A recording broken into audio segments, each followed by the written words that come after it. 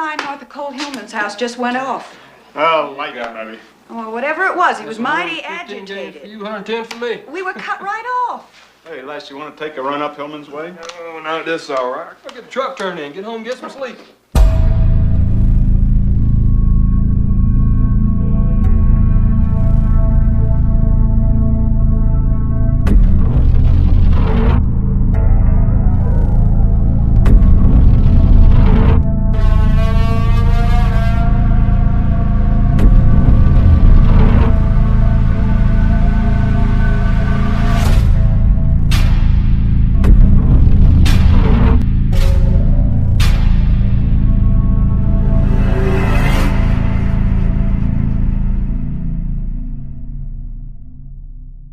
Hey guys, welcome back to the Blood and Black Rum Podcast.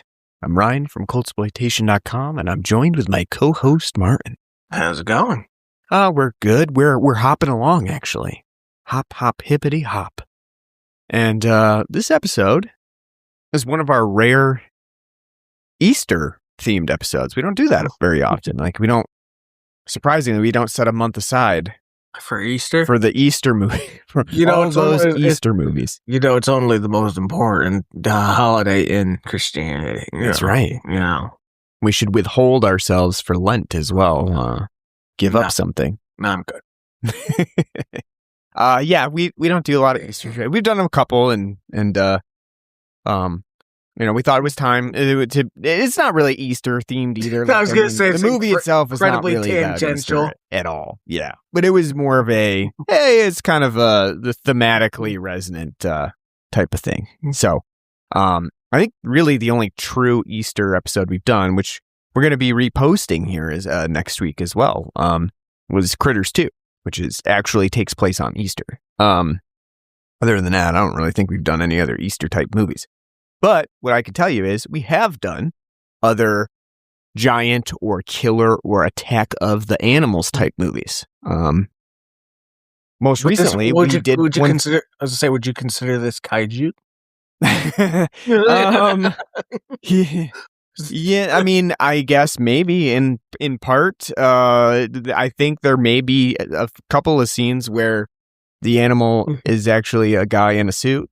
So maybe we could tangentially call it that. But I was thinking more of the actual animal attack genre, which is a pretty actually wide genre, which has spanned multiple decades too. And let's try to go over some of the history behind the giant animal film. So as we've covered in the past, a couple of the 50s era giant monster films. They would be them. I'm sorry, them. I always get the them confused. Them is one that we covered back in maybe a couple of years ago. I want to say. Where we did Kaijun. Yeah, it's probably even a little bit longer than that now. But that one was, from the 50s, and that was one of the major time periods of giant animal films. Where animals attack and they've been irradiated, right? So they've for whatever reason they've gotten into illicit substances they shouldn't have, whether that be because of environmental catastrophes or experiments in labs or whatever. They've been irradiated and they become gigantic, and people have to stop them. So that was huge in the 50s, and that's also, as Martin referenced, where the kaiju film kind of originated from, especially Godzilla, being a irradiated lizard thing. So yes, I guess in a way you can lump all of those types of killer animal films into the kaiju spectrum. And then for a while, the giant animal or the animal attack film went away. And then in the 70s and 80s, it came back again. And there's a few reasons that it really proliferated again. I mean, for one thing, you had the proliferation of Cold War elements as well, right? So nuclear catastrophe was on the horizon. And so that was spawning a new era of people thinking about what happened if we accidentally irradiated some animals again. And then not only, the Cold War, but also just the fact that we were doing a lot more experimentation with animals, animal science, animal testing was getting big. And so we had another, kind of boom of attack animal movies. And then not only just because of this idea that animals get giant and attack people, but also because of a little known film called Jaws, which also inspired a number of animal attack films. And in those cases, it was generally not irradiated animals or, like scientifically created animals, but just really mean animals that for whatever reason decided hey, I'm done with humans right now. I'm fucking, I'm just going to eat anything that comes after me. So, you had movies like Jaws, obviously, Grizzly, pretty much any wild giant animal that you can think of that could attack you was probably, effectively made into a movie. There was Orca as well, which we haven't covered. Day of the Animals, another one that was about multiple types of animals, like almost like a zoo that escaped and, started running amok. So a very interesting span of different animal type related movies. But one that really stands out from the period in the 70s, which was actually in the earlier part of the second wave of killer animal films, is a little movie about bunny rabbits. Which is, again, one thing that really comes to mind when you think of what would be a scary, sinister type animal that you might want to watch a horror movie about, that you like, you've always, in the back of your mind at night, you're worrying like, what if I go outside and I might spot this bunny rabbit out there? What could happen? How afraid of bunnies are you? No, they're cuddly and delicious. And delicious. Yeah, well, there you go. That's one of the reasons why they're attacking. They're pissed off about being used as the lesser meat when squirrels aren't available. I don't know. You remember Hosea, teaching Arthur how to cook in Red Dead 2? You shoot a rabbit, and he's like, "That'll make a fine stew." Yeah, I mean, because every food in Red Dead 2 gets made into a stew eventually. I've actually never had rabbit. It's not one of those meats that I've ever once, and I don't really recall. Yeah, we have a friend that loves rabbit. Yeah, all about rabbit. I assume it's pretty gamey and probably just very like a small amount of meat and not these ones. Yeah, well, I mean, not these animals that have been scientifically messed with. But we're talking about 1972's Night of the Lepus. This is a really interesting movie in a couple of ways because, again, like we said, the whole rabbit element is not one that, like, when you really sit down and think about it or put pen to paper and say, like, okay, we definitely want to make a scary animal movie, it's not the first thing that comes to mind. But also, it is one of the earlier films of this, like I said, this proliferation of killer animal movies that were inspired by books.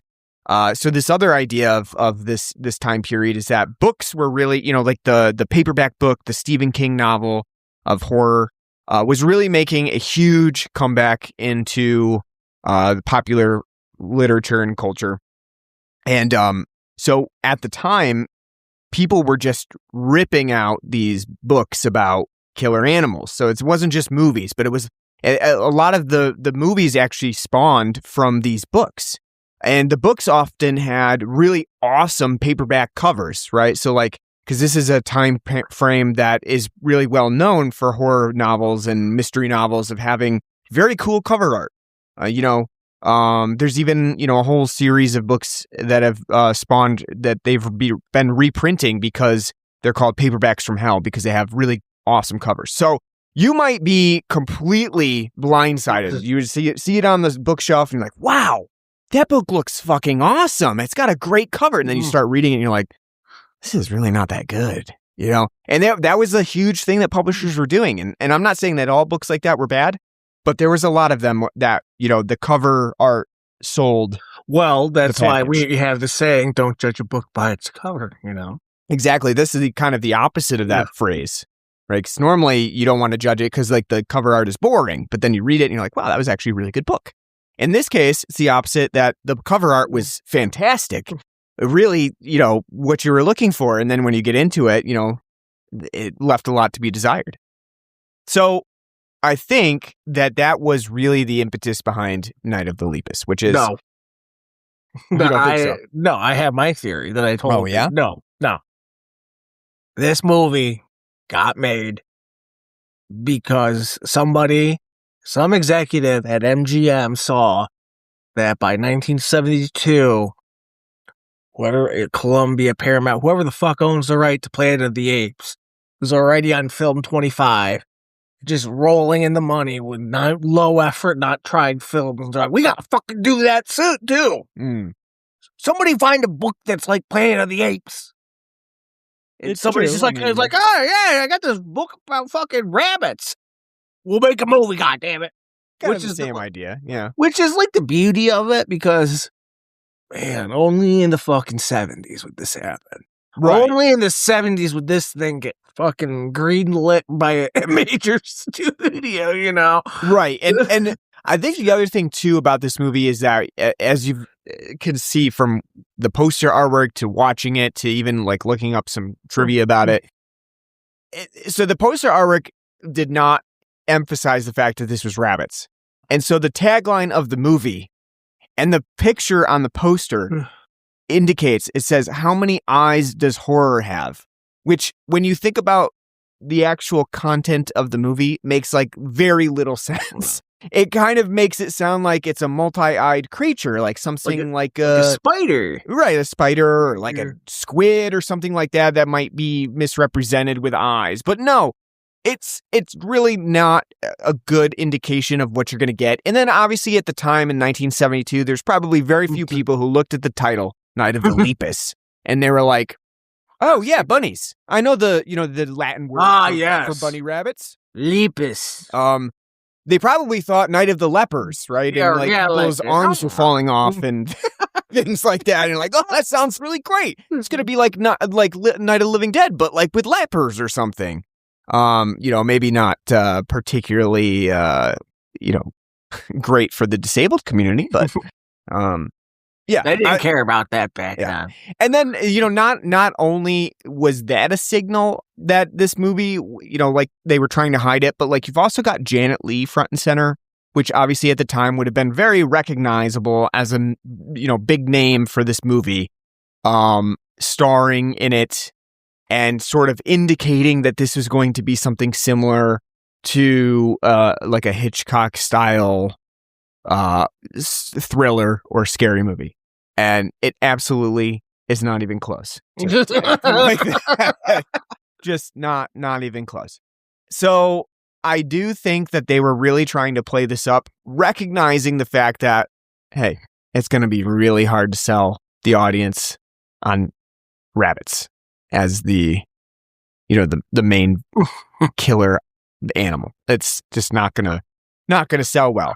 The trivia even on IMDb even references that they recognize that they shouldn't put a rabbit on the cover because they didn't want to reveal that for the audience. They wanted to get them in first and then reveal it. So it's just a really unique idea, and as we'll find out, not a great one.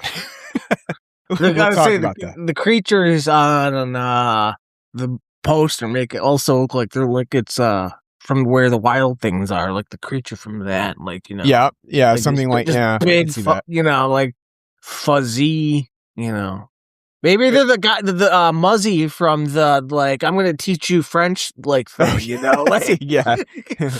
It actually reminds me too. This would have been way later than 1972, but Halloween is Grinch Night, which has like a very similar artwork style. But yeah. So we'll get into the movie here in a second, but let's take a break and talk about the beer that we have on the show today. It was actually my turn, but you were out and you decided that you were going to grab the beer for us. So what'd you go ahead and pick out? Well, Went to the local beer shop and was looking around. Like I said, I was already out and about on the town, so I was just like, oh, I'll go get it. So Ryan doesn't have to be disturbed. He's a very busy man. And went to the local beer shop. There's a couple of beers that caught my eye. But one of them is something new that we haven't ever had yet. I've seen it mentioned a little bit. I've been curious to try it. But it's a new beer from Sloop. And as you know, if you listen to the podcast, we're big fans of Sloop here. They're just definitionally the standard in quality when it comes to their styles and stuff. This beer isn't exactly in their wheelhouse, because they're known for their, big juicy IPAs. This beer is a pale ale, and they're labeling it their New York pale ale. First off, can's great. Love the artwork. Yeah, it's really unique. I like it. I like this. You got this like cartoonish but Sloopian artwork of the state of New York, and they mark out specific landmarks, including where Sloop is. I think it's really a cool little idea. Yeah, it's got the Catskills. It's got even the Finger Lakes on there. Niagara Falls. Obviously, us in the Adirondacks, the Mohawk, and the Hudson. So yeah, it's lovely. Love the can. It's great. Why is it a New York pale ale? Because it's brewed with ingredients grown in New York State. And that's why this beer tastes like shit. I'm just kidding. It's I was excited too because not just because of the New Yorkness of it and it being Sloop, but pale ales are beers that Ryan and I both like. And if you're a millennial of our age, usually the first type of craft beer you get into is like a pale ale, like a Saranac Pale Ale or a Sierra Nevada Pale Ale. So it's a style that doesn't get represented that often. It's very much buried. And, it's nice to kind of go back and see what the roots are of the pale ale, English style pale ale to, English style IPAs into what we now have. So I like it a lot. It's got a nice breadiness, big body, touch of hops at the end. Give it a little piney notes to it. Malt's also very toasty. It's a solid ass pale ale. So yeah, I like it a lot too. I think that it has a unique flavor with the Excelsior hop that they're using, which, again, Excelsior is kind of this New York State tagline that we're running with. It's our state motto. Yeah. So they're calling this the Excelsior hop. It's brewed by the it's grown by the New York Hop Guild, and they're saying they're dry hopping this with that Excelsior hop. I don't know if I've ever really had it in anything. I do think that it adds a kind of almost like a dry crispness to it. That reminds me not as dry as the Brut Champagne type IPAs that they used to be putting out quite a bit, but it does have that dryness to it that is more on the champagne side than what you might expect from Sloop, because like Martin said, is they tend to go with these juicy, grapefruity, New England style IPAs, and this is definitely a quite a bit of a different type of beer for them. I think the pale ale element to it is really nice because it doesn't have an overarching strong hop flavor to it, but it does have that nice dryness, nice crisp finish on it. Very drinkable. Again, like I said, maybe a little bit of bitterness to it with that type of Excelsior hop here, but I like it. I think they've done a good job with making this kind of a unique style pale ale for the area. And again, I don't know that we've seen a lot of Excelsior hopped beers, so it's got a kind of a cool little flavor profile to it that you might not see in many other beers at this time. So I like it. I think it's cool. I would like to see the Brut beers come back too. What about you? I kind of would. I mean, I was never a big fan of them, but I would just kind of see a style brought back that was in vogue for God only knows why for 7 months. Yeah. before, everyone moved on to something else. Yeah, it just happens with like these types of IPA styles is like they try to find the next big thing besides New England, and most of them didn't take off. Remember the cold IPAs, as well, which were like, what is that? I don't, I think the biggest failing of that is that it was like no one really knew the difference.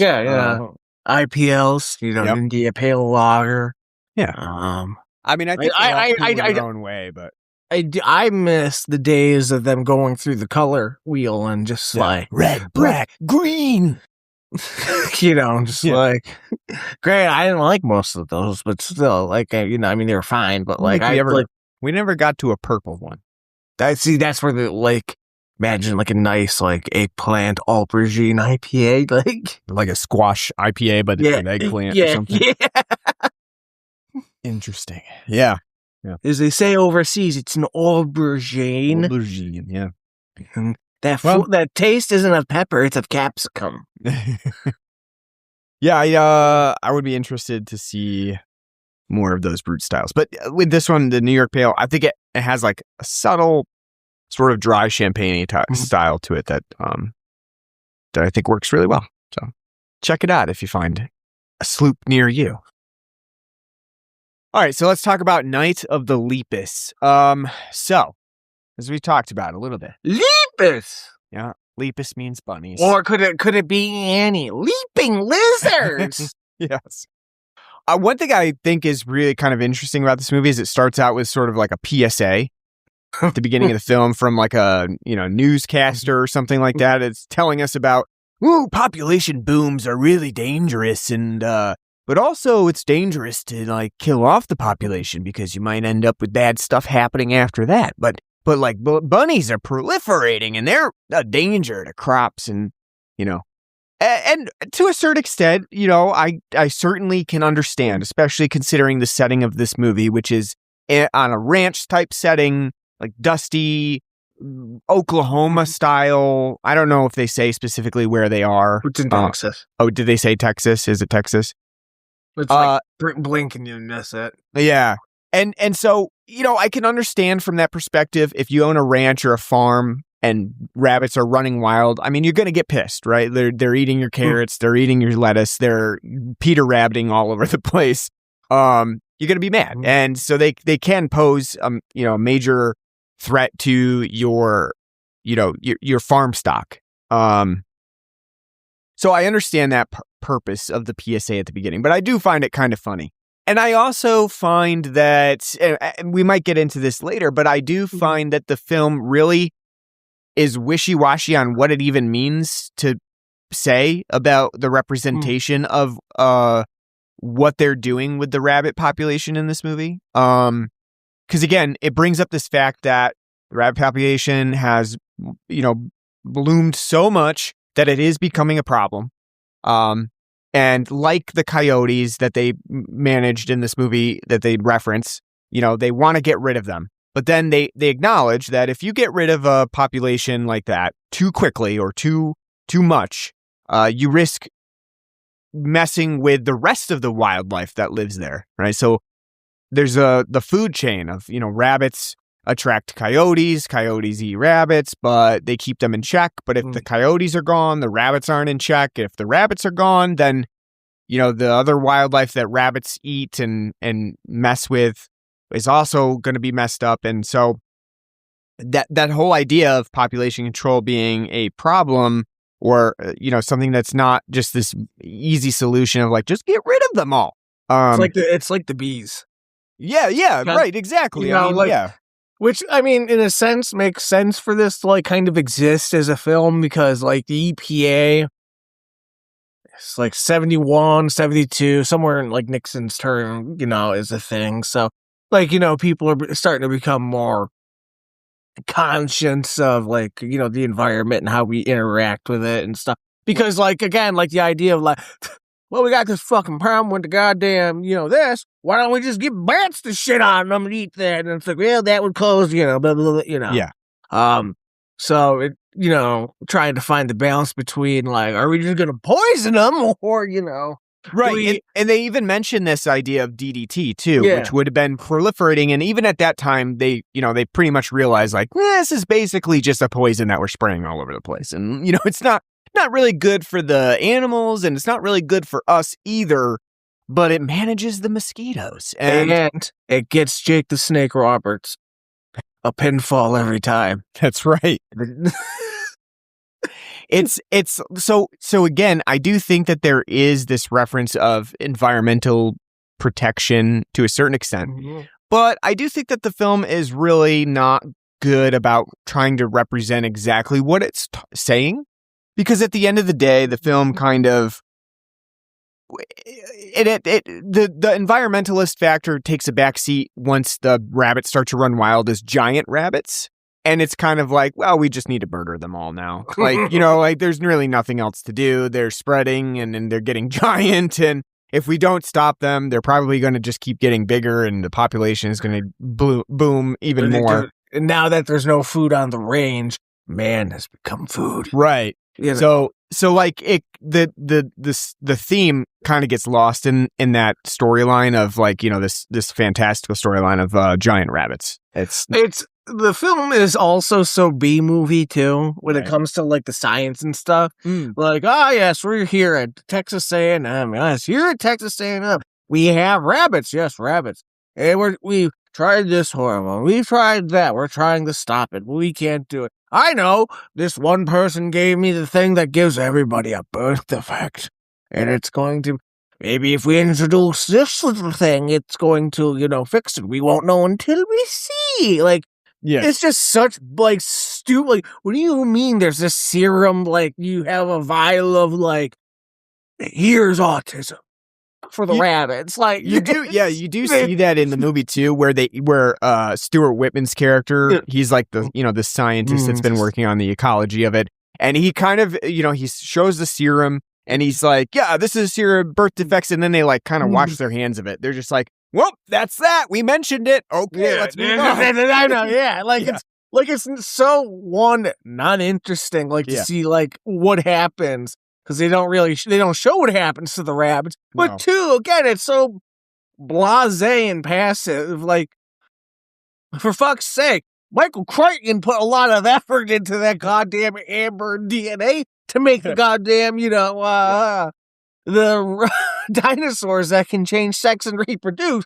You hear just like, just a little serum, Special serum. And the other thing about it, too, is that it's so presumptuous to think like this couple just like randomly working. And they're not even working in this specialty, right? They're working in bats and insects. They're like, they mentioned at the beginning, they're like, experts on insects. And then they're like, well, let's just bring them in. They're animal scientists. They know about rabbits too. And it's so presumptuous to think like, well, a scientist is a scientist, right? As it says, DeForest Kelly, Elgin Clark, old Bones, is going. He's like, listen, this guy like played at Texas A&M back in the 40s for football.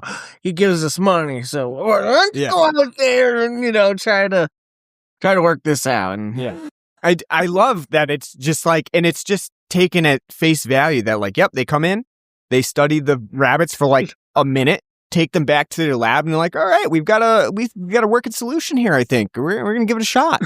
And, obviously that's kind of, it's an accident, right? Because the little girl, that's their daughter, who shouldn't really be in the lab or anywhere near this like very...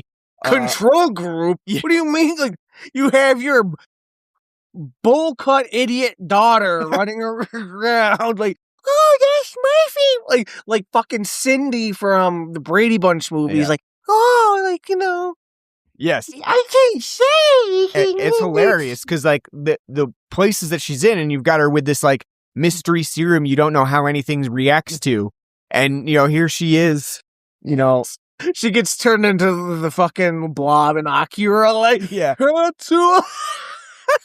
Probably, but like it's just so stupid. Like, you can't pay for a nanny. You're two college, professors in the lab. Like, fucking send her off to like, no, we have to have her in the lab. Yes, so and the whole idea when she accidentally releases this rabbit too is outlandish. Like, they introduce this one kid who's like walking around with her. He's the kid of the ranch owner that's having this rabbit problem, and he just like fucking throws the rabbit out into the wild. It's like, no, you're not having this rabbit. Yoink, and just throws it into the wild, and that's how this whole thing spreads. And again, the film is sort of strange in that it is this movie that they've stretched out that should be really a half an hour concept, should really, not be 88 minutes long. And yet the film really does not capitalize on some of these areas where it could explain itself a little bit better, right? Like it could give a better explanation of how the rabbit population starts to grow and have this mutation, and yet it just kind of skips over all that. It's just like, we let the rabbit in the wild, and now they're getting giant, and no one questions it either. No one is like, hey, nobody notices the 7-foot hole in the fucking ground. Yeah. Like, no one's hey, who did this? Hey, Roy, we know you were working on something. Like, what the fuck were you doing? Like, what happened? Because yes, they had a rabbit problem, right? And the rabbits were like eating lettuce and stuff. Now they have a giant rabbit problem, and that's Roy's fault. And they brought him in to fix things. And here Roy and Jerry come, and they made it like 700 times worse, caused multiple murders from bunny rabbits. They've gone wild, and no one's even questioning them. They're just like, it's the way things are, science. Who knows? It's just run amok. Yeah. Well, at least, though, they have the morals still of society. Like, we gotta let the public know. Like, they're like, Sure. And it's DeForest Kelly, like, no, we can't do that. We think of the school. But I mean, still. But I mean, it's so stupid, though. Because also, too, when we get to the end, we'll talk about it. But, this is such a simple thing. Like, how do we deal with 100 rabbits? Get a couple of machine guns, couple of M19 Brownings, mow them down, you're done. Like, it's not like these things are like, Right. And they even make that pretty clear, because there's a initial attack early on in the film where Jerry's she's like staying back because the film doesn't really let her do anything. No. The guys are all like, Jerry, stay at the fucking car, stay on the radio, and just tell people what's going on, okay? We're going to handle things. We're going into the mine shaft. You just stay here and be a little woman, okay? It's hilarious because Janet Leigh is like really, she should be one of the top billings. She should really be prominent in the film. And yet the film really isolates her and basically says, you're a mom, you're a woman, and you're just going to stand here and, look like someone that the audience recognizes. Well, it makes sense because she's, only known for being Jamie Lee Curtis's mother, and she's a much better actress. So, True. I'm not saying that this is Janet Leigh's fault, but in this movie, no, it's not. No, it's she's not. The film doesn't. wooden, though. No. Yeah. Well, I mean, everybody in this film is terribly wooden, but like I said, as I was saying to you before the podcast, I mean, I think everybody in this film is ungodly drunk because everybody has such red faces. Of a late stage alcoholic. Like they all just are sitting on the set in the goddamn Sonora desert or whatever. It's a hot one today because I got 7 turtlenecks and this, foppish sweater on. Give me that bottle of Jim Beam. I mean, you can't deny that Stuart Whitman looks like that type of person. He definitely looks like this very stereotypical Western style guy. Very typecast. As you said, he has sort of this, crazy, almost toupee-like hair going on in the movie.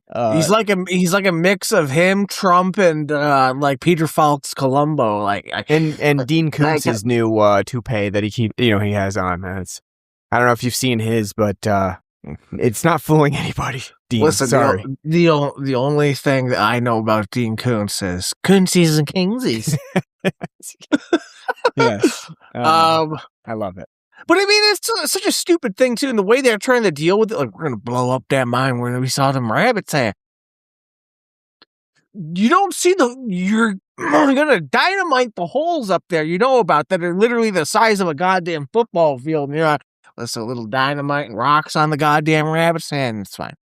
Like they're not gonna be able to dig out of it. It's just so stupid. Like, yes, I think, like I was saying, the concept of the movie is really stretched out to a tedious 90 minutes. It for a lot of the movie, there's really not even that much action or any sort of like plot progression going on. It's really just scenes of like Roy doing research or the sheriff coming in and be like, what's going on around here? Like, I'm calling in the National Guard. You know, it is like kind of surprisingly violent for this type of film, especially considering that it was actually rated PG at the time and is about bunny rabbits, right? So like the bunny rabbits themselves are really not effective.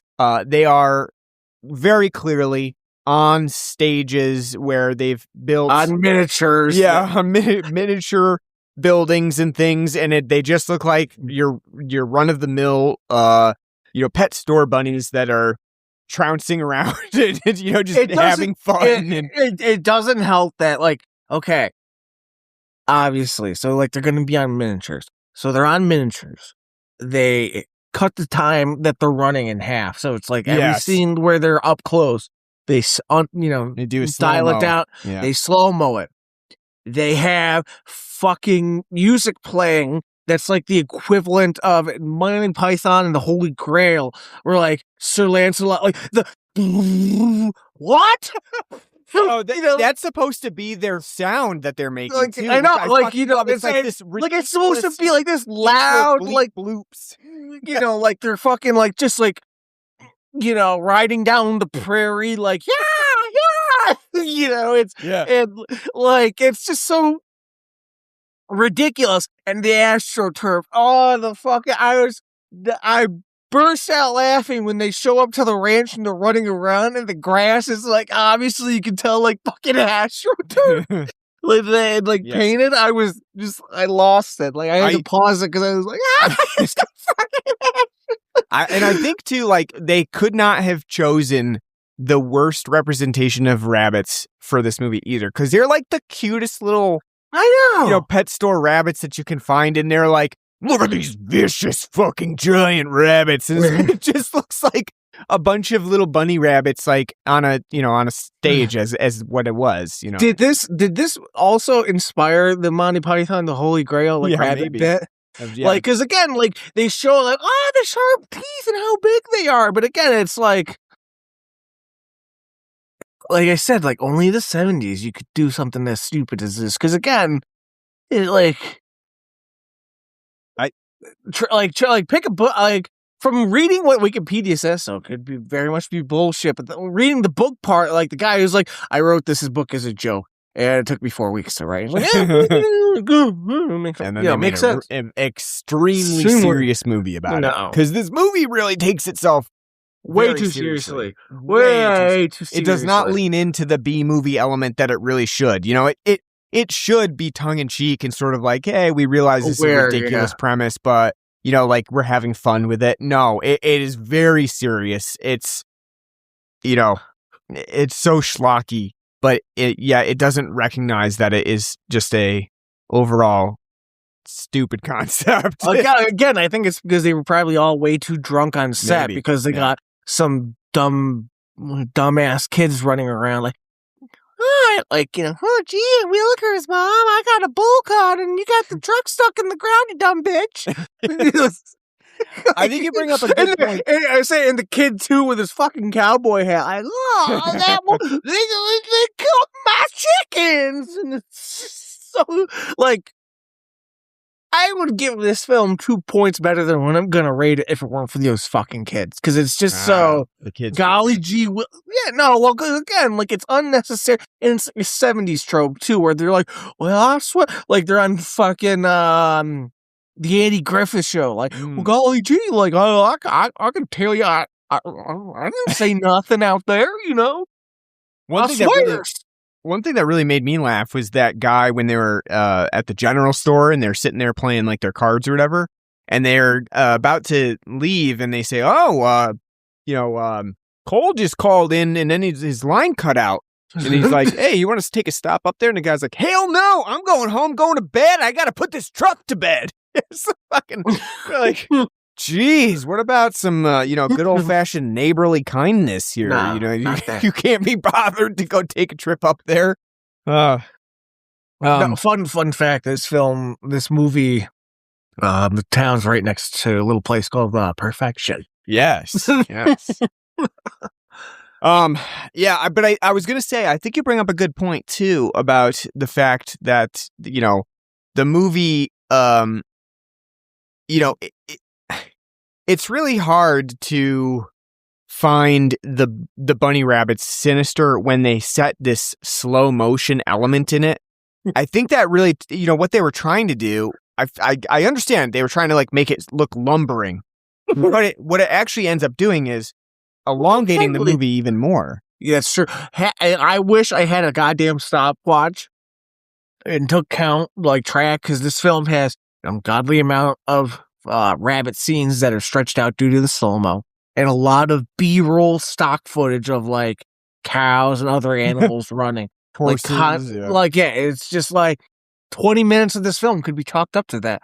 And I can easily say, when I got halfway through the film, 45 minutes, right after the climax of the mine scene, I was like, "We're done, right?" I looked up, I was like, "Oh, come on! We're only what do we? there. Where are you going after that? Because and again, the fact that it doesn't lean into what it is, and it's not played up for that, it is a detriment to this film. Yeah. And honestly, the reputation of it being "Oh, it's so bad, it's funny." I honestly, no, this isn't like Troll 2. No, I don't find it fun or The Room. It's not a pleasantly hilarious watch. It is funny on terms where it shouldn't be, but again, the whole film itself, no.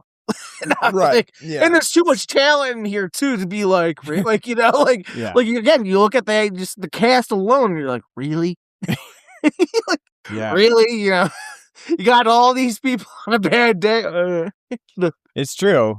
And I think too, like you said, the film's conclusion, not the one with the blowing up of the mine, but the second one where they call in the National Guard, and the National Guard's like, "I don't know what to do." And so it's up to Roy to say, "I think we should use the railroad tracks as electrification to to lead them, all the bunnies there, and electrify them."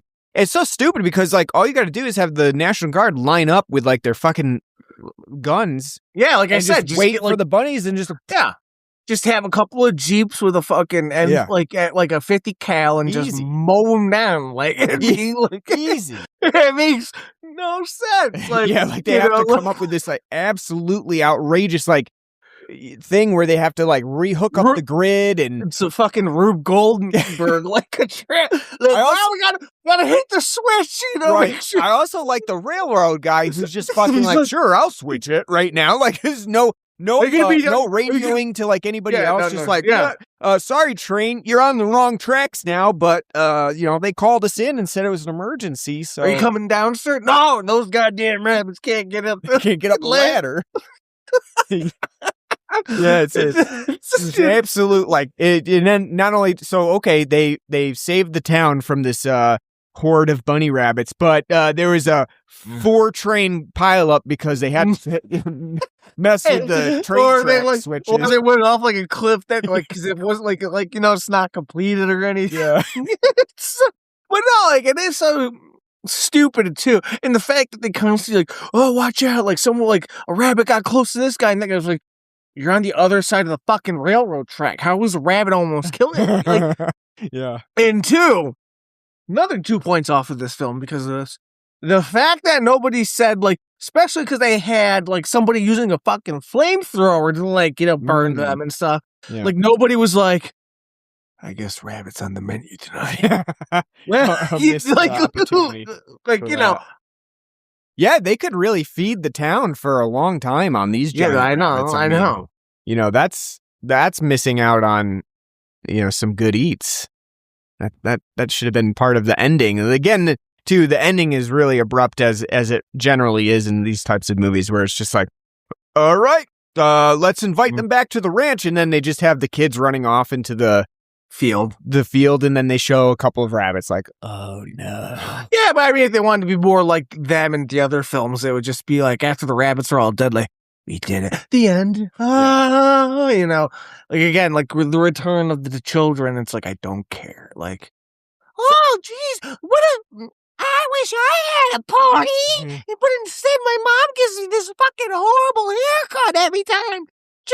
I got my hair too long, but she just cuts the bangs in a straight line, because this is acceptable. But my dad's too drunk to do anything about it. You can tell by his hair and eyebrows, he's just woo. So I am curious though, what you think of so do you like or not like, but I guess do you prefer that this movie uses real animals to show them and tries to do like the whole, model town thing to make them look like they're bigger? Or would you rather a movie do the composite effect where it has the animals and then sort of on a green screen in front of it, you've got the people to make them look larger, but they're not actually on, within. No, I think it works. I think it works fine. I don't really see like how doing the composite would make it any better. Yeah. Yeah. I mean, like, I don't think it's bad because of the miniatures and stuff. Like, I'm like with well crafted, well shot, like of course it can be great. Like, you think it's Star Wars and other things. But like, it's just such a stupid concept that they don't lean into that makes it. Because again, like, did we really need this like 3D fucking bones standing over the rabbit hole, and you got the composite shot where he's like, wait a second, and he drops the fucking stone into the hole, and like you can tell it's like a composite shot because it's like, glassy eyed. And like, he drops it in. Like, did you need that? You don't need to have him looking into the hole with a composite shot to make it like, so you're like, by the way, that's a long way down there. Like, like they do it twice too for some reason. Yeah. It doesn't really matter how long the hole is. No, it doesn't. It has no bearing on them doing dynamite or not. I don't know. Which also, too, would have made me, if I was putting the dynamite down there, the fact that it took like 20 minutes for that stone to hit the ground, I would have been like, oh, fucking dynamite ain't gonna work, boys. I'm out of here. Yeah. If they dug a hole that goddamn deep into the ground, like, what makes you think, like, if we blow them up and they're gonna have a couple of pebbles on them. That's all, Yeah. No, yeah.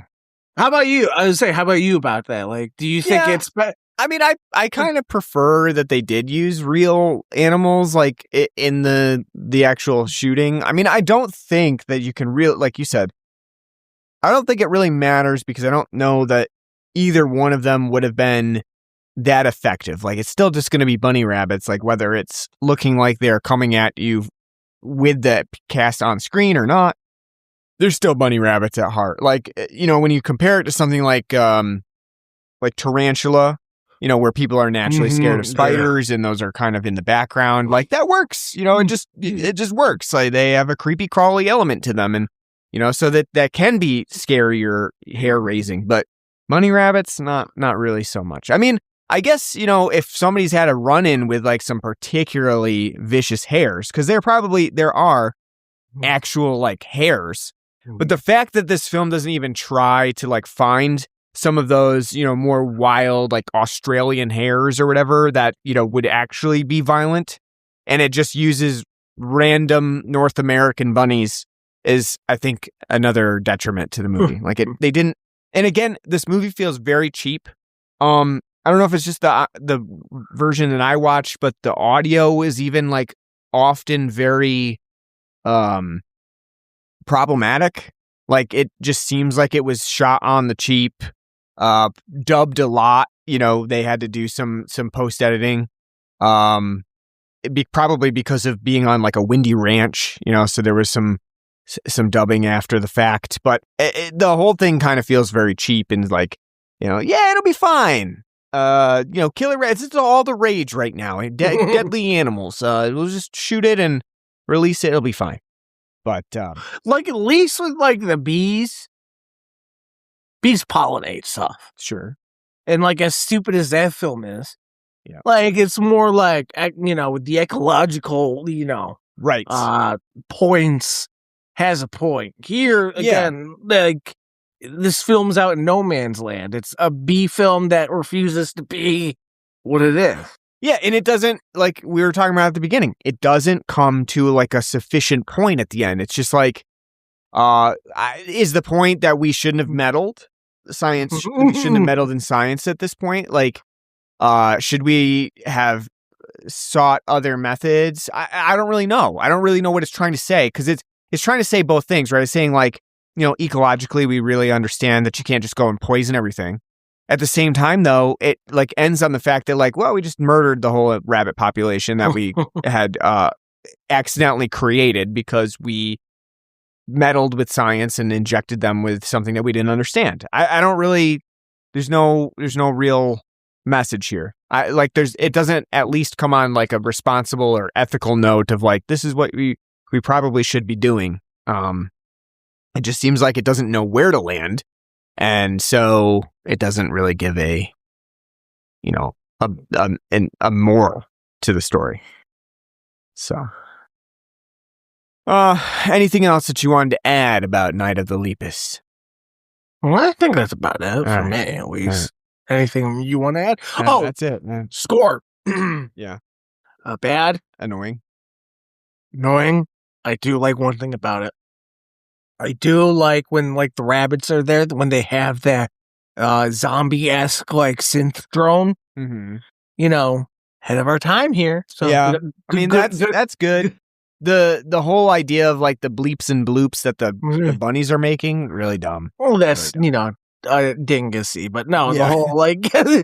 but the whole, like, like, the drone. yeah. It's sort of the Morricone-esque like Western twang there at the end too is kind of nice. But other than that, yeah, the score is really nothing to write home about and kind of annoying throughout.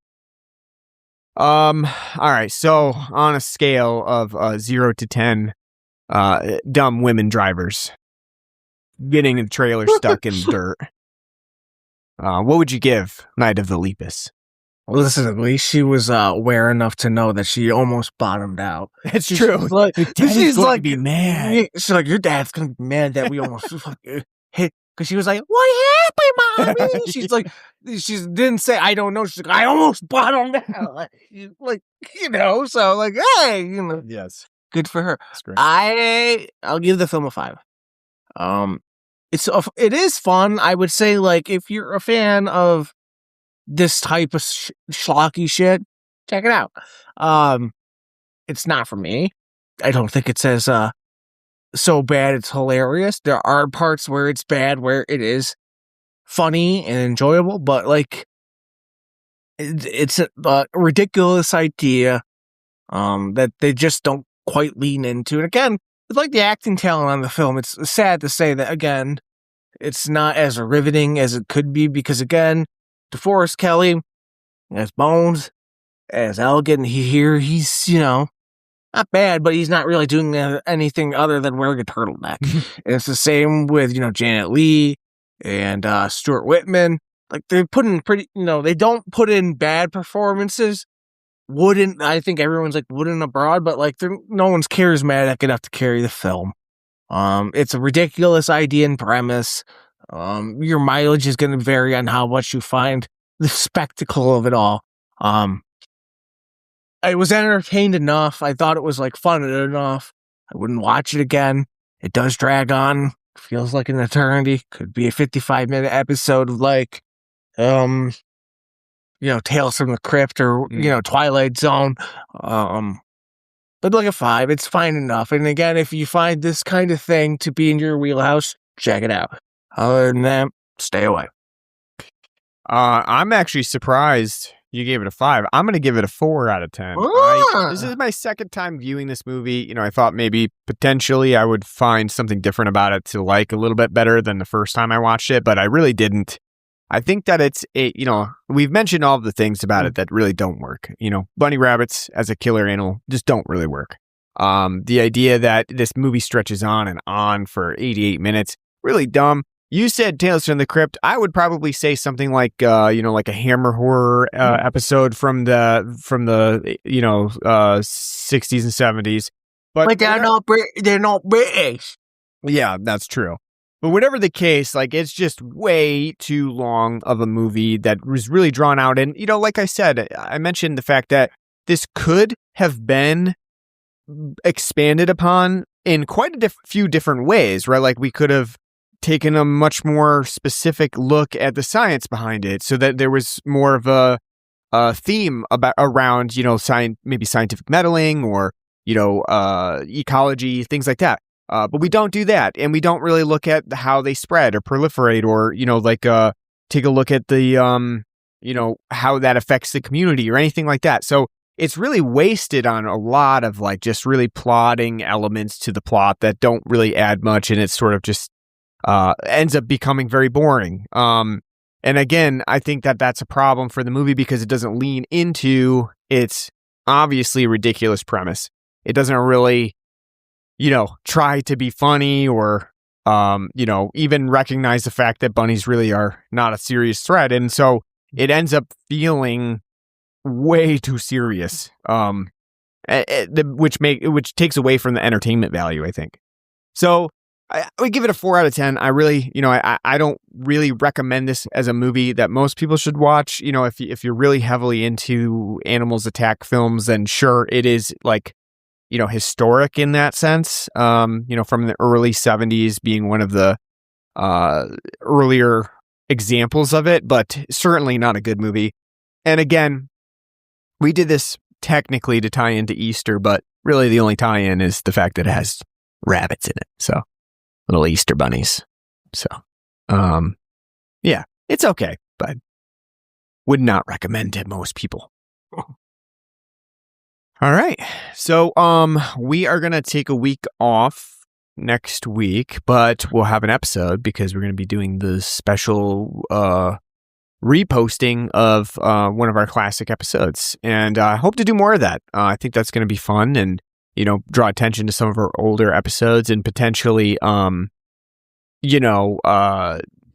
fix them up a little bit. Maybe, some of the audio quality on some of the older episodes is not as good as our newer ones because we weren't doing editing and stuff. So I think it'd be a pretty fun time. And we're going to try to do that, throughout the coming year and kind of highlight some of the older episodes, especially like the one that we're doing is only, probably 4 years old, but I wouldn't mind highlighting some really early films that we did that are really good conversations. So, we're going to be working on that. But, after that, do we have a plan for what we want to do?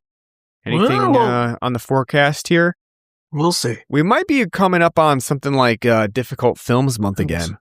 I think that's coming up pretty soon, like when we generally do that. So potentially that, or, a couple of other things that we could have on the horizon. So we'll find out. That is true. Yeah. We're coming up to Difficult Films Month. Yeah. Do you want we could do funny games to remake. That's true. Yeah, we did. That still is one of my favorite videos of all time. That somebody edited funny games as a trailer set to the Friends theme. It's fucking hilarious. And I sent that to you, but Yes. it's like, just The wacky zaniness of yeah. Funny games. Mm. Do a All right, Serbian film too. Another baby fuck. too relevant in today's. What if we did for Difficult Films the Melania film? That would be a difficult film. That's for sure. That is the definition of it, I think. Hello, I am Melania Trump. Tough to get through, tough to stomach. Overall difficult. My husband says he voted with the ballots of mail, but we shouldn't have other people do it, and this is okay. That's great. Fucker. All right. Well, thanks for listening to our episode. Oh, yeah. Go By ahead. the way, Yeah. one last thing before Uh-huh. go Yankees. Baseball started. Yeah. So That's why we had to Okay. push our recording that out is a little. that is true because I refused. I refused to That's record on the high holy day of opening day. Though Netflix day. the fucking ridiculous. I mean, like again, I do love Matt Vasgersian, Hunter Pence, Amsterdam Mohawk legend. I had CC run the broadcast. They were fine. But I can't stand the whole. This is like why I don't even watch. I have Netflix. I don't watch like Monday Night Raw at all. I don't want to see like every 3 seconds. Oh, here's so and so in the crowd from the 4th season of like here's Steven little Stevie from the 4th season of this from 2015. I'm from Netflix. Remember that? Watch that. Fuck that. Nah. Yeah, I hate this whole like everyone cut cable. Now they're just shoving 70,000 apps into your face and making it even more expensive now. Yep. So Mm-hmm. yeah. Sorry. No problem. Well, so if you like our episodes, I hope you enjoyed this one. You should subscribe to us on pretty much any podcast app you can think of. We're on Apple Podcasts or Homebase and Spotify. Whatever you use, I'm sure we're on it. So subscribe, leave us a nice review. That helps us out. We're on Facebook and Blue Sky. You can search for us on there, Blood and Black Rum Podcast. Follow us, give us a like. And we have an email address at bloodandblackrumpodcast@gmail.com where you can write to us. Let us know what you like, what you don't like, what movies you want us to cover. Keep that in mind. You can also donate to us on our Patreon page. Anything you donate goes back towards beer. So we appreciate that in advance. Thanks for listening to our episode on Night of the Lepus. We hope you have a nice Easter and enjoy the rerun that we have coming up next week. And we'll see you back in 2 weeks for another fresh episode. Until then. Drink a lot of ham gravy. Take care. Ooh.